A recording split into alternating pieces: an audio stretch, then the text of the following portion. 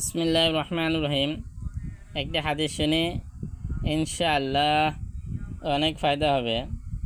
নবী করিম সাল্লাল্লাহু আলাইহি ওয়াসাল্লাম ইরশাদ ফরমায়েছেন, শবে কদরে হযরত জিবরাইল আলাইহিস সালামের একটি জামাত জমিনে অবতরণ করে। যে ব্যক্তি দাঁড়াইয়া বসিয়া আল্লাহর জিকির করিতে থাকে, ইবাদতে মশগুল থাকে, তাহাদের জন্য রহমতের দোয়া করে।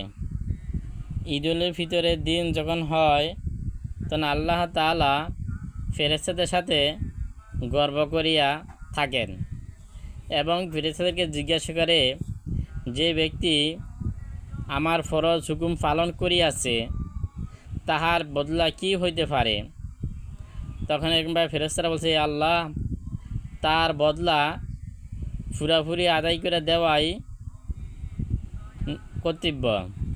তখন আল্লাহ তাআলা বলে, বান্দা আমার ফরজ হুকুম পালন করিয়াছে, আমার ইজ্জতের কসম, আমার বরকতের কসম, এরকমভাবে আল্লাহ তাআলা কসম খায় বলছে, যে বান্দা আমার ফরজ ইবাদত পালন করিয়াছে, উচ্চস্বরে ঈদগাহে আমল করতে করতে আসছে, আমি তাদেরকে এরকমভাবে গুনাহসমূহকে মাফ করে দিলাম, তার গুনাহকে নেকির দ্বারা পরিবর্তন করে দিলাম। তাহলে এরকমভাবে আল্লাহ তাআলা আমাদেরকে আল্লাহর ফরজ হুকুম পালন করার মতনে আল্লাহ তাআলা আমাদেরকে তৌফিক দান করুক। আল্লাহর হুকুম পালন করতে যাইয়া যদি আমি মারা যাই, তাহলে আমি কামিয়াব হয়ে যাইব। এজন্য আল্লাহ তাআলা আমাদেরকে আল্লাহর হুকুম মানার তৌফিক দান করুক।